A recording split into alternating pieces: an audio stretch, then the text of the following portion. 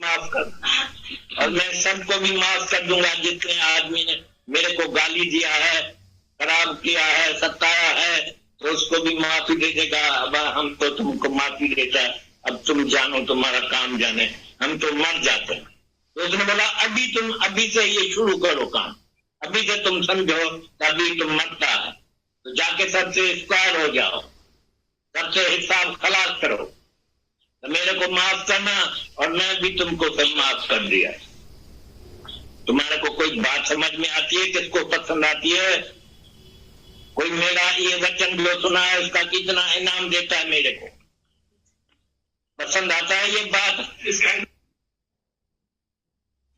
रमन महर्षि के पास एक आदमी आया, बोला साहब दुनिया में रहे तो कैसे रहे?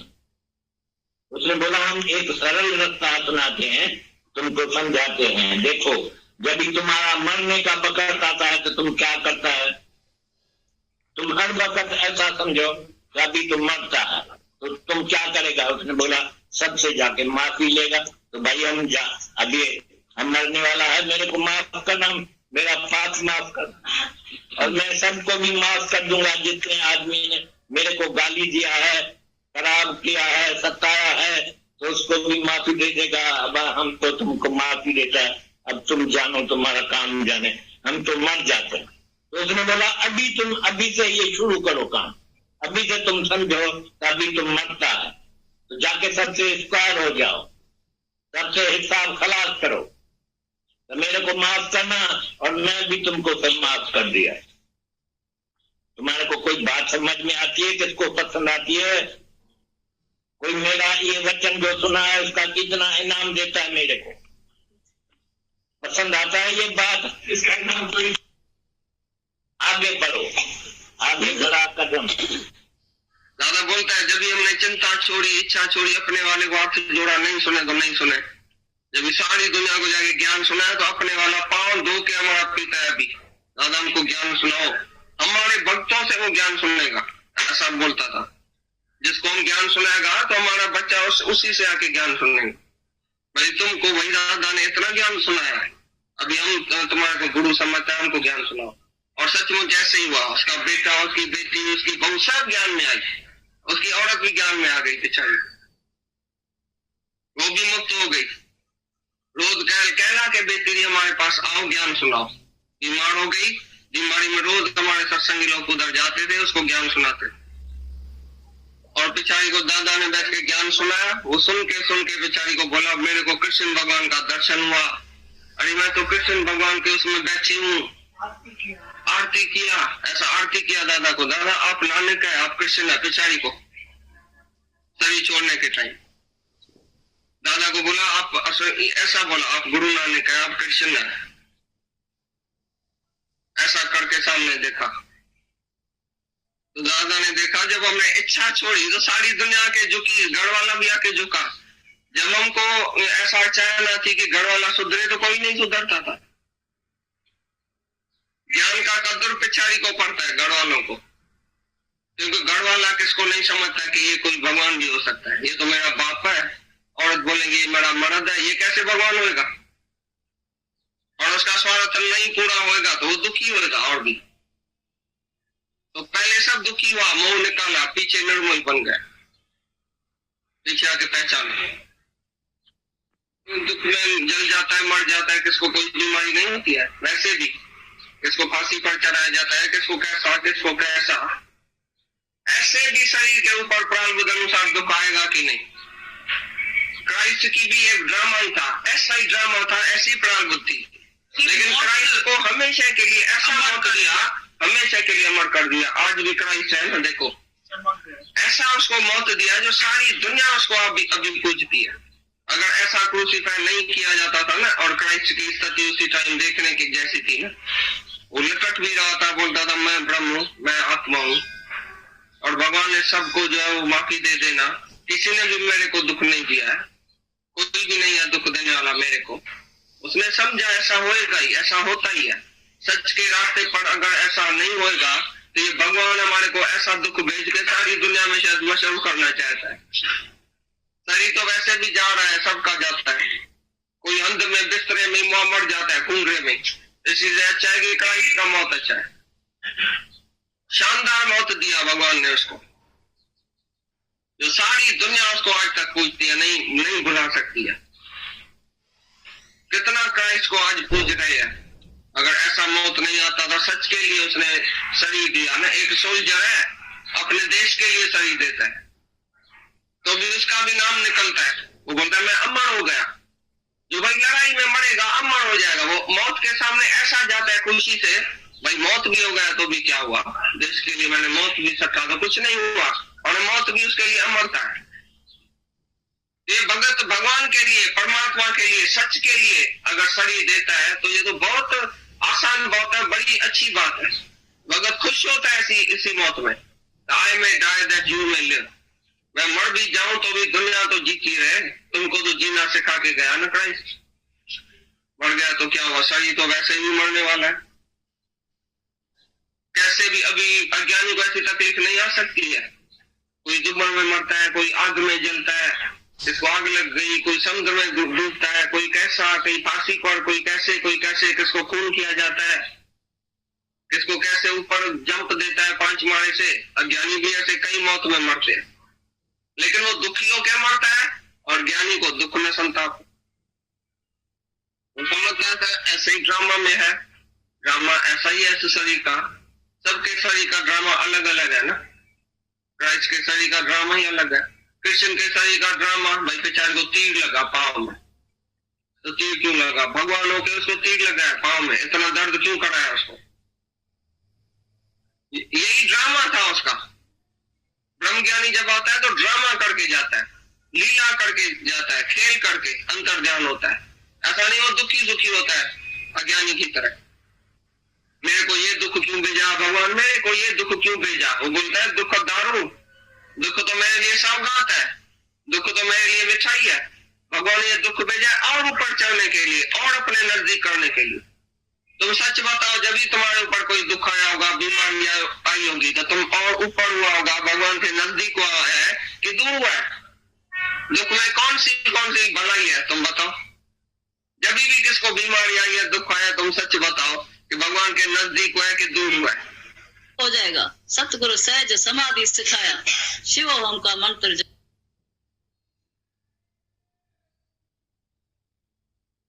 दादा बोलता है जब भी हमने चिंता छोड़ी, इच्छा छोड़ी, अपने वाले को हाथ जोड़ा, नहीं सुने तो नहीं सुने। जब भी सारी दुनिया को जाके ज्ञान सुना है तो अपने वाला पांव धो के हमारा पीता है। अभी दादा हमको ज्ञान सुनाओ, हमारे भक्तों से वो ज्ञान सुनेगा, ऐसा बोलता था।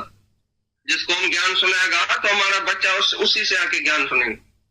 भाई तुमको भाई दादा ने इतना ज्ञान सुनाया है, अभी हम तुम्हारे को गुरु समझता है, हमको ज्ञान सुनाओ। और सचमुच ऐसे ही हुआ। उसका बेटा, उसकी बेटी, उसकी बहू सब ज्ञान में आई, उसकी औरत भी ज्ञान में आ गई बेचारी, वो भी मुक्त हो गई। रोज कहला के बेटी रही हमारे पास, आओ ज्ञान सुनाओ। बीमार हो गई, बीमारी में रोज हमारे सत्संगी लोग उधर जाते थे, उसको ज्ञान सुनाते। और बेचारी को दादा ने बैठ के ज्ञान सुनाया। वो सुन के बेचारी को बोला मेरे को कृष्ण भगवान का दर्शन हुआ।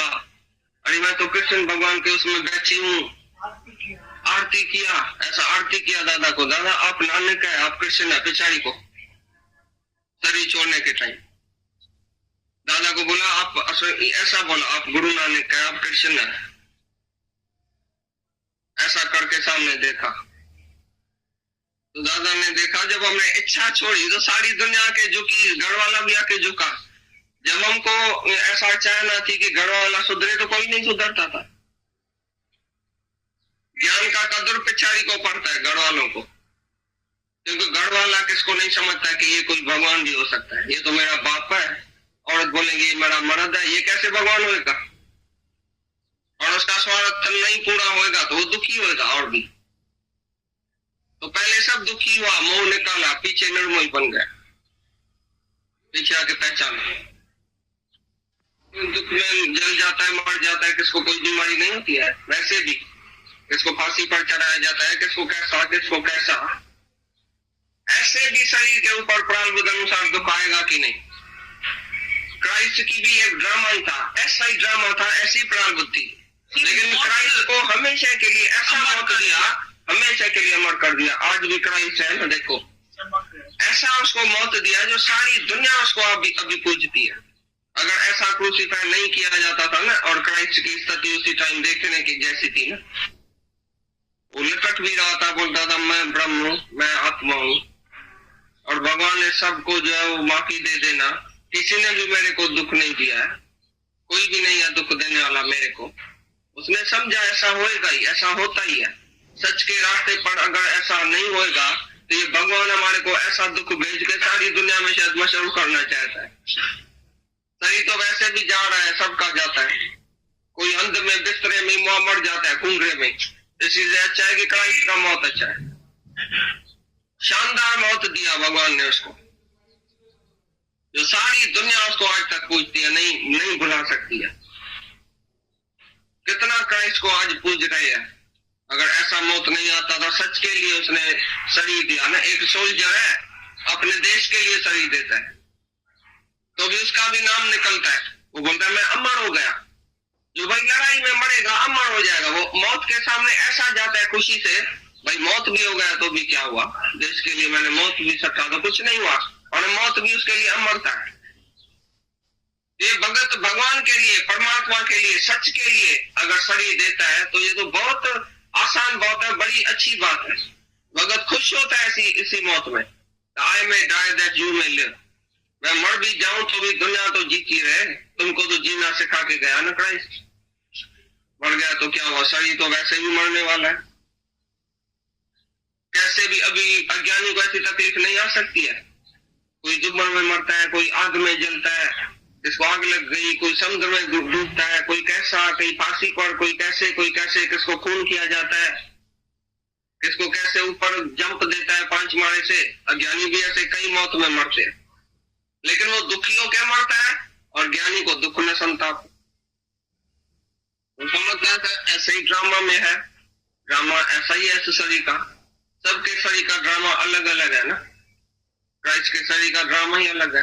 कृष्ण के शरीर का ड्रामा, भाई बेचारे को तीर लगा पाँव में, तो तीर क्यों लगा, भगवान हो के उसको तीर लगा है पाँव में, इतना दर्द क्यों कराया उसको। यही ड्रामा था उसका। ब्रह्म ज्ञानी जब आता है तो ड्रामा करके जाता है, लीला करके जाता है, खेल करके अंतर ध्यान होता है। ऐसा नहीं वो दुखी होता है अज्ञानी की तरह। मेरे को ये दुख क्यों भेजा भगवान, मेरे को ये दुख क्यों भेजा। वो बोलता है दुख दारू, दुख तो मेरे लिए सौगात है, दुख तो मेरे लिए मिठाई है। भगवान ने ये दुख भेजा और ऊपर चढ़ने के लिए और अपने नजदीक करने के लिए।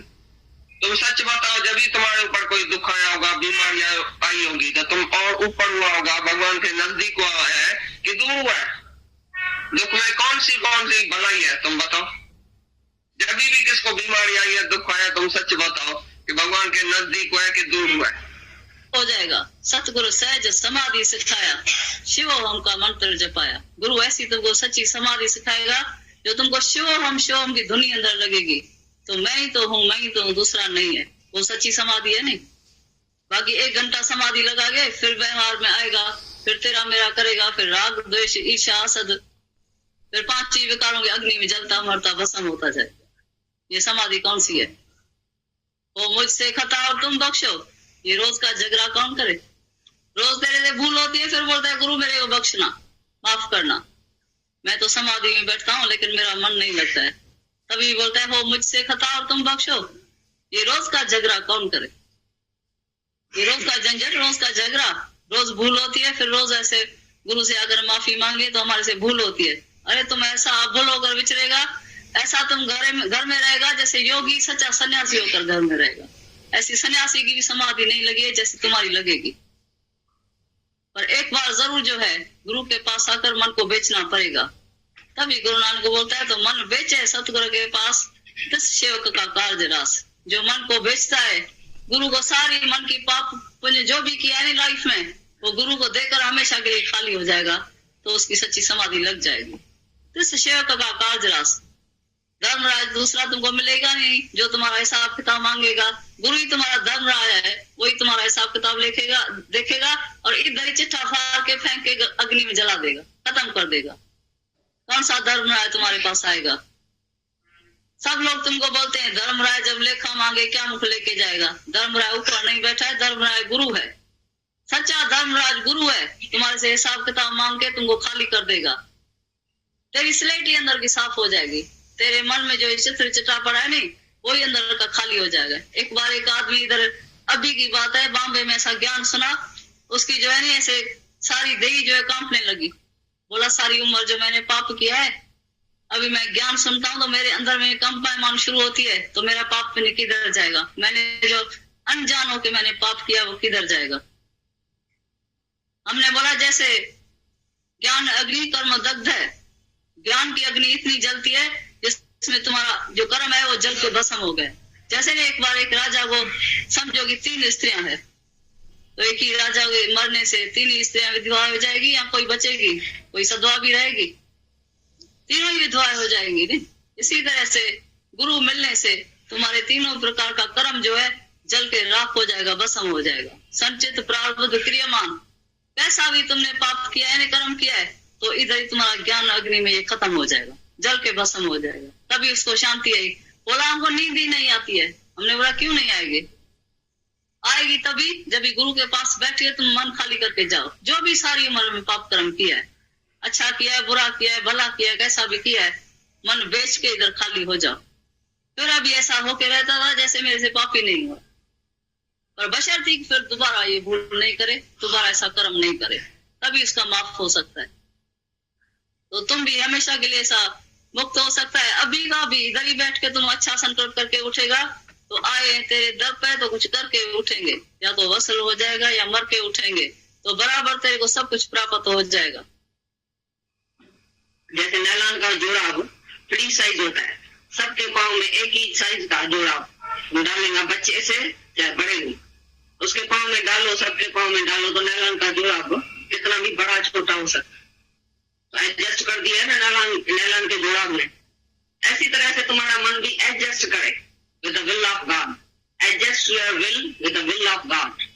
तुम अपनी मर्जी परमात्मा की मर्जी से मिला दी। भगवान कुछ भी करे, बेटा मार देता है भगवान। तुम बोलो भगवान जो तुम्हारे सारी बलि का, ये तेरा ही तो बेटा है, मेरा तो ये, या उसी टाइम रोना धोना शुरू करेंगे, हाय मेरा बेटा, हाय मेरा बेटा। अभी तुम बोलेंगे सब भगवान का है, सब कुछ भगवान ने दिया है, बेटा भी भगवान ने दिया है, सब कुछ भगवान का है। जब बेटा मरता है तो तुम रोते हैं, मेरा बेटा क्यों मर गया, भगवान ने मेरे बेटे को मार दिया। उसी टाइम तुम बोलेंगे तो भगवान का है, हमारा क्या वास्ता है, ये भगवान का बेटा है। खाली बोलते हैं भगवान का है, जिस टाइम जाता है तभी तुम रोता है। रोने का क्या मतलब है? जिसकी वस्तु उस आगे रखे प्रभु की आज्ञा मानने माते। सुखमणि में लिखा पड़ा है जिसकी वस्तु है वो परमात्मा को दे दी। सब वस्तु भगवान की है तो भगवान को दियो, तुमको रोने धोने का क्या जरूरत? जीते जी समर्पण कर दियो, सब कुछ दे दियो, शरणागत हो जाओ। भाई मैं शरण आया हूँ भगवान के, भगवान मैं तो तेरा हूँ लेकिन मेरा भी सब तेरा है, मेरी कोई खास चीज नहीं है। जो अपनी सुई भी नहीं अपना समझता है वो सब भगवान ही भगवान का समझते हैं। तुमको तुम्हारे को अपनी सुई में भी इच्छा होगी, सुई में भी ममता होगी, तो तुमको जन्म मरण के चक्कर में जाना पड़ेगा। जब तुम एक सुई भी लेके नहीं जाएंगे, आया नंगा जाया नंगा, तो इधर इतना जो पदार्थ तुम रख के बैठा है, तो मेरा है, ये मेरा है, ये मेरा है, झगड़ा और जेरा करता है रात दिन, तो तुम लेके जाएगा क्या? मरने के बाद छोड़ के तो इधर ही जाएगा। तो थोड़ी जीवन के लिए, थोड़े जीने के लिए तुम झगड़ा जरा क्यों करते थे? किसी से भी, जिसी से भी तुम्हारा झगड़ा है, आज जाके माफी लो सबसे। किसी से भी तुम्हारा कमती जास्ती प्यार है, तुम जाके माफी लो। सबको भगवान समझो, कोई भी कम जाति नहीं है, कोई भी खड़ा बच्चा नहीं है, सब भगवान ही भगवान।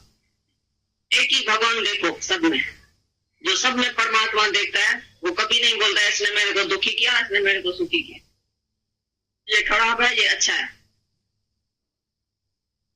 किसी से भी राग और द्वेष नहीं करता है, सबसे एक जैसा प्यार करता है। तो तुम्हारा सबसे एक जैसा प्यार है, आंख बंद करके पहले अंदर में देखो तो भाई किसी से भी हमारा कमती और जाति प्यार तो नहीं है, किसी से हमारी दुश्मनी तो नहीं है, किसी को हम कम जाति तो नहीं समझते हैं। अगर किसको तुम दुश्मन समझेंगे, खराब समझेंगे, तो मरने के टाइम वही आएगा। अभी भी रात को नींद पिटाएगा तो नींद में सपने में वही आएगा जिसके साथ तुम्हारा द्वेष होगा। जिसके साथ प्यार होगा वो तो नहीं आएगा, वो तो तुम्हारे साथ मिला पड़ा है। लेकिन जिसके साथ द्वेष होगा, नफरत होगी, तुम्हारा ख्याल जिसके साथ नहीं मिलता है वो तुम्हारे सपने में आएगा, तुमको दुखी करेंगे। हमेशा याद रहेगा फलानी ऐसी है, फलानी ऐसी है, इसने मेरे लिए ऐसा कहा, इसने मेरे लिए ऐसा कहा, मेरी निंदा करती है। वो फूल भी तुमको देंगे, तुम बोलेंगे ये कांटा दिया। दुश्मन का फूल भी तुमको पसंद नहीं आएगा। इतना मन बदमाश है अंदर, जो बोलेगा इसने फूल नहीं दिया, इसमें शायद उसका कोई राज होगा, इसने कोई दुश्मनी किया होगा हमारे से। तो कभी भी तुम दुश्मनी किसके साथ नहीं रखना। राग इतना खराब नहीं है जितना द्वेष खराब है, मोह इतना खराब नहीं है जितनी नफरत खराब है। नफरत में हजारों बीमारियां होती है। नफरत की वजह से ब्लड प्रेशर, बीमारी, जलता सड़ता है आदमी, वो मोटा ही नहीं होगा, उसको कभी खून ही नहीं आएगा मुंह में, वो सारा पीला होएगा, उसके अंदर नफरत, जलन, सड़न रात दिन रहेगी। किसी भी एक के लिए द्वेष रखेगा तो तुमको नींद पिटेंगे और तुम्हारा खून ही नहीं बनेगा, तुमको तंदुरुस्त ही नहीं बनेगी, तुम्हारी नींद पिटेगी। इसके लिए अपने लिए तुम फायदा करो, अपने फायदे के लिए सबको प्यार करो, अपने फायदे के लिए सबका विकार छोड़ो, किसका विकार नहीं देखो, सबको माफी दियो ना। मैं कोई भी खराब नहीं है, जिसने भी कुछ तुम्हारे से किया है उसको माफी दे दियो ना। फॉरगिव एंड फॉरगेट एवरीथिंग, माफी दियो और भुला दियो। कल तक जो बात हुई वो भुला दियो। यानी वो है जो कल रात तक भी किसने तुम्हारे से दुश्मनी किया होगे, खराबी किया होगे, तुम भुला दियो। आज सुबह को उसके फिर प्यार करो। तो ये तो भगवान ना तो बेवकूफ होगा किसी को खराब समझ बैठे। ये हमारा मन है, बुरा जो देखने में चला बुरा न मिलिया कर, जो दिल खोजूं आपनों तो मुझसे बुरा न करो। मैंने बुरा बाहर देखा लेकिन बुरा मैं ही था, मेरा ही मन था बुरा। जो मेरे ही मन ने बोला ये दुश्मन है तो मैंने भी बोला हाँ दुश्मन। ये मन शैतान तुम्हारे भीतर बैठा है जो तुमको दुखी करता है, तुमको दुश्मनी कराता है, फिर तुमको ही आके दुखी करता है। ये ऐसा नांग बैठा है अंदर। मन जीते जग जीत, उस मन को मोड़ो, मन को खलास करो, मन को अमन करो। मन कुछ भी बोले तुम बोलो नहीं ऐसा नहीं है, गुरु ने बोला है जहां तहां भगवान। हम इसको क्रोध नहीं करेंगे, हम इससे लोभ नहीं करेंगे, हम द्वेष नहीं करेंगे, हम नफरत नहीं करेंगे। कितना भी वो खराब चले हमारे से, लेकिन हम अच्छा चलेंगे, हम भगवान देखेंगे। तो आकर थक जाएगा, बोलेगा हमने इसके ऊपर इतना जुल्म किया, ये तो भगवान देखती है, ये तो कुछ बैठी है, इसको तो कुछ होता ही नहीं है, ये तो मुस्कुराती रहती है 24 ही घंटा। भाई ये तो भगवान का भगत है, तुमको आके माफी लेगा, तुमको आके पाँव पड़ेगा। भाई तुमने जीता, हमने हारा। हमने इतना तुम्हारे ऊपर जुल्म किया, तुमने कभी बोला ही नहीं, मुख से भी नहीं बोला। कोई 2 गाली तुमको देता है, तुम 4 देते हैं, तो वो खराब है या तुम जाति खराब हुआ? तुम्हें लगा पहले तो उसने दिया ना, पहले तो दिया लेकिन तुम डबल खराबी किया। उसने 2 दिया, तुम डबल खराब हुआ, फिर 4 दिया। पहले उसने बोला, मैंने भी जवाब दे दिया, सीधा जवाब दिया तो क्या हुआ? तुम कोई बड़ा आदमी हो गया, लेकिन तुमने मौन रखा, शांत किया, तो तुम्हारे लिए सब बोलेंगे। भाई इसलिए चाहे ने एक अक्षर भी नहीं बोला, वो कितना भी बोलता रहता है, इसने कुछ नहीं बोला है, तो तुम्हारा तरफ भगवान भी उठाए। अरे जहाँ में गीता में भगवान ने ये समझाया हुआ है, तो तई मुख्य डालो तो भगवान ही।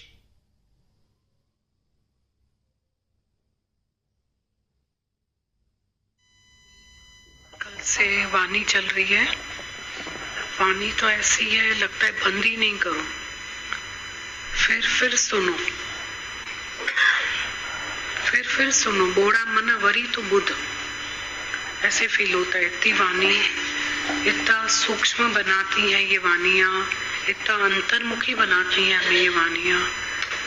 और ये वाणियाँ हमारे दिल की मैल को साफ करती हैं, हमको इतना प्रफुल्लित बनाती हैं वाणियाँ, कितनी मदद करती हैं वाणियाँ सारी, बहुत हेल्प मिलती है बहुत। अभी जो ये लेटर शाम को पढ़ा था ना, इसको फिर से पढ़ते हैं। ये लेटर में भी यही सब बातें हैं जो गीता भगवान कल से बात कर रहे हैं, माता भगवान दादा।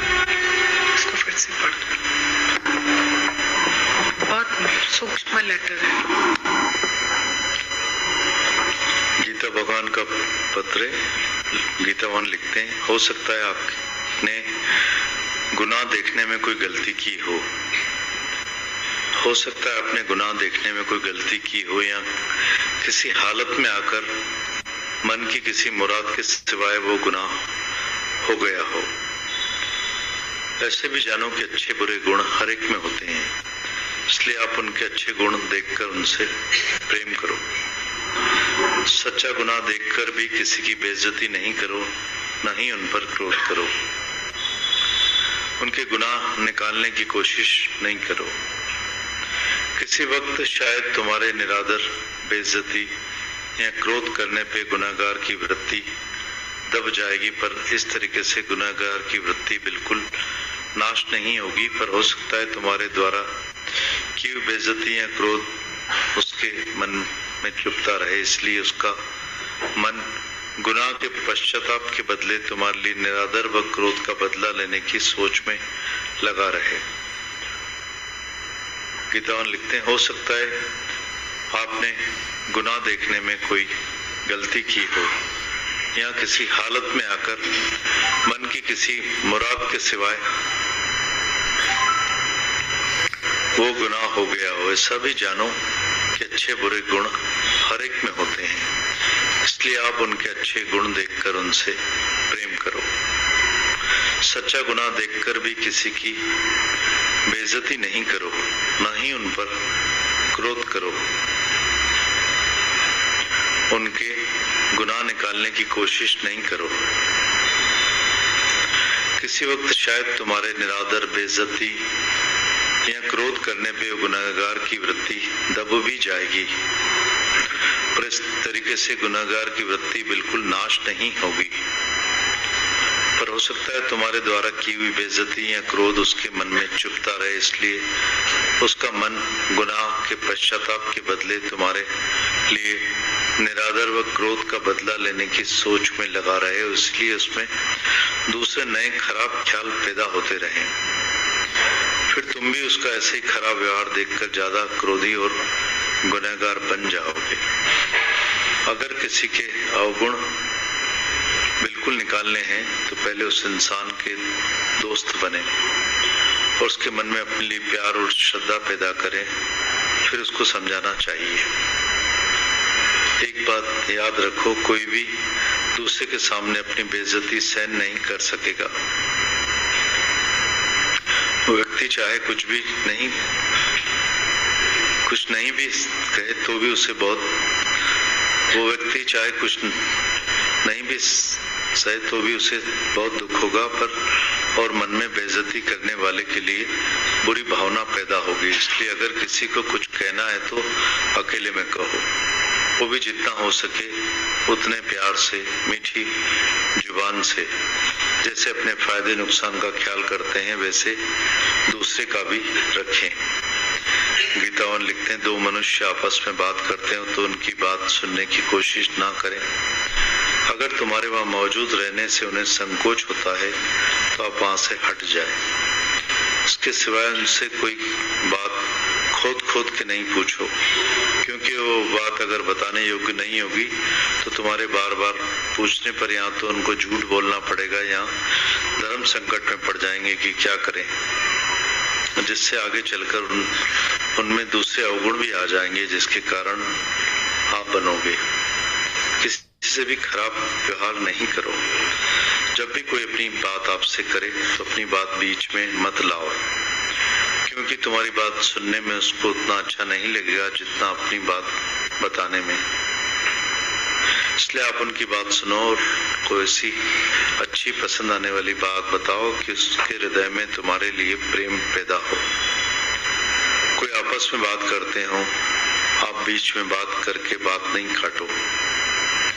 तुम्हारे बात किए बगैर ही काम चल जाए तो बहुत अच्छा, पर अगर उसकी बात को खंडन करना बहुत जरूरी है तो उसकी बात हो जाने के बाद शांति नम्रता से अपनी बात कहें। बेकार नहीं बनो, गुस्सा मत करो, क्यों तुम्हारी निंदा क्यों कर रहे हैं, जरूर कोई कारण होगा। अधिकांशतः तो अपनी भूल अवश्य मिलेगी, उसको दूर करो और अपनी निंदा करने वाले की भलाई समझो। प्रशंसा सुन के खुशी के घमंड में नहीं आ जाओ। अपनी कमजोरियों को भुलाओ नहीं, उनसे बेपरवाह नहीं हो जाओ। प्रशंसा का कारण अपने को समझ के अभिमान नहीं करो, पर परमात्मा की कृपा समझो जिसने तुम्हारे से प्रशंसा का काम कराया। बड़ाई को कभी भी मन में मत आने दो, क्योंकि वो मीठी छुरी है, अजीब जहर है, बड़ाई से हमेशा दूर रहो। ओम।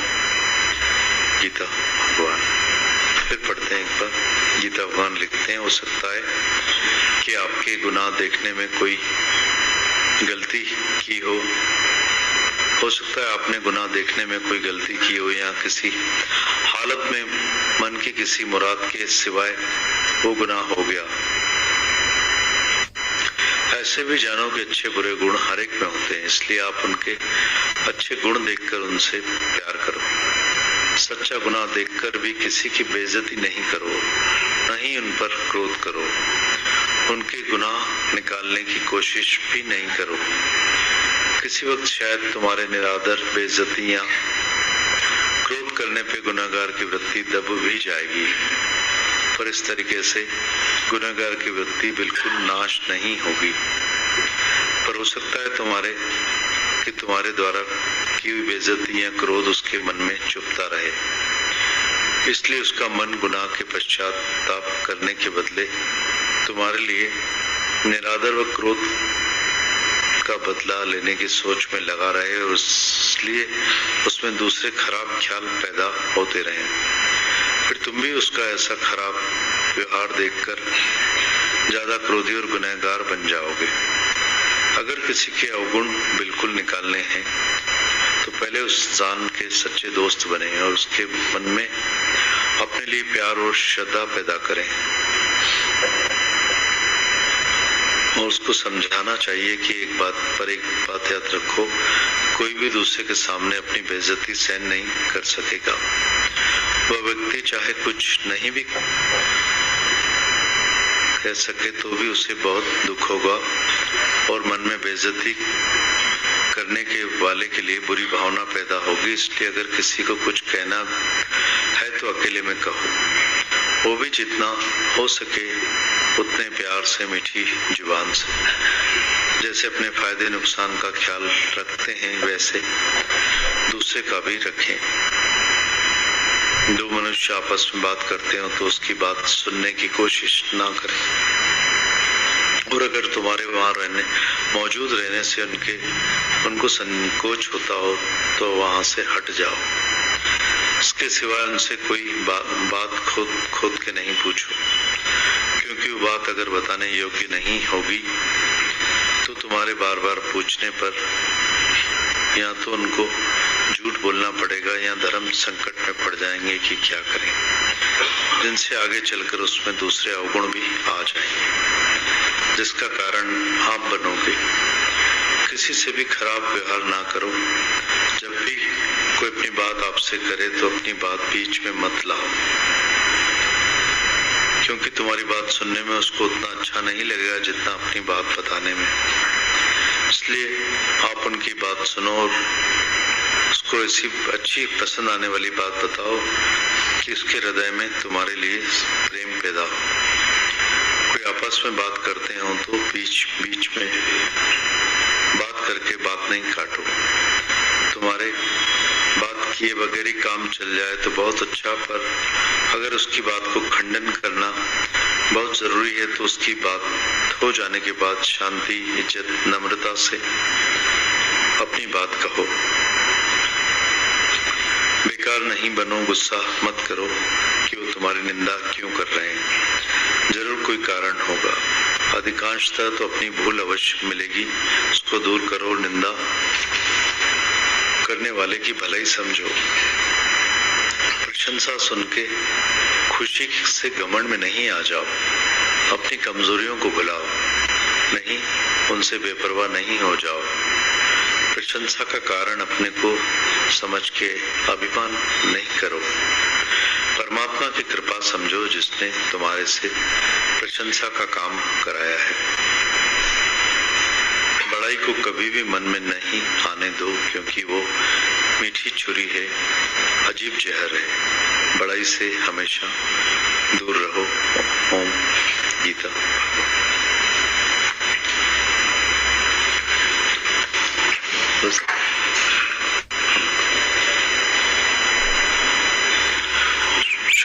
प्रतिनिधि भगवान आपके, हमारे गीता भगवान के जो इतनी हमारे जीवन की, हमारी हर समझ में सावधानियां हमें बताते हैं, इतनी बारीकी से, सूक्ष्मता से समझा के लिखा है कि प्रशंसा में गिरो नहीं और बुरा बताने वाले को, निंदा को समझो कि कुछ न कुछ उसमें तुम्हारी भलाई होगी। हर बात की पॉजिटिविटी गुरु हमें बख्शता है, हर नेगेटिविटी को दूर करता है। सावधानियां, परहेज, हर समझ हमें आपकी धरती की गुरु की बदौलत मिलती है, मिल रही है, जिसको हम बार बार सुने, समझे, पढ़े, माने, जाने और विश्वास करें तो इन सब बातों से हमारे जीवन में इतना brake system, control system develop हो जाता है कि हमें हमारे जीवन की सारी परेशानियां, उलझने दूर हो जाती हैं। प्यार प्यार में इतनी समझ दे देता है गुरु हमको कि हम समझ ही नहीं पाते कि क्या क्या बोल जाते हैं, क्या क्या बता जाते हैं, कैसी कैसी परहेज दे जाते हैं। सुने, पढ़ें, बार बार पढ़ें, बार बार सुने और इन सब चीजों को हमें प्रैक्टिस में लाना है। जो हम 2-5 मिनट में पढ़ लेते हैं, 2-5 मिनट में बोल जाते हैं, पर इन सब बातों में हमको आना है। जितना भी हम सुन के हमको आनंद आता है, सुकून, शांति मिलती है, समझ के आता है, वैसे हम होते जाएंगे तो हम कितने सुकून, आनंद, शांति में अपना जीवन व्यतीत कर सकेंगे। अनंत शुक्राने हमारे ऐसी धरती के, ऐसे गुरु के, साकार गुरु के आनंद शुक्राने, जिनकी बदौलत हमें सब इतना ज्ञान, समझ, प्यार, विश्वास, आशीर्वाद और सब विवेक, जागृति मिलती है, विचारवान बन पाते हैं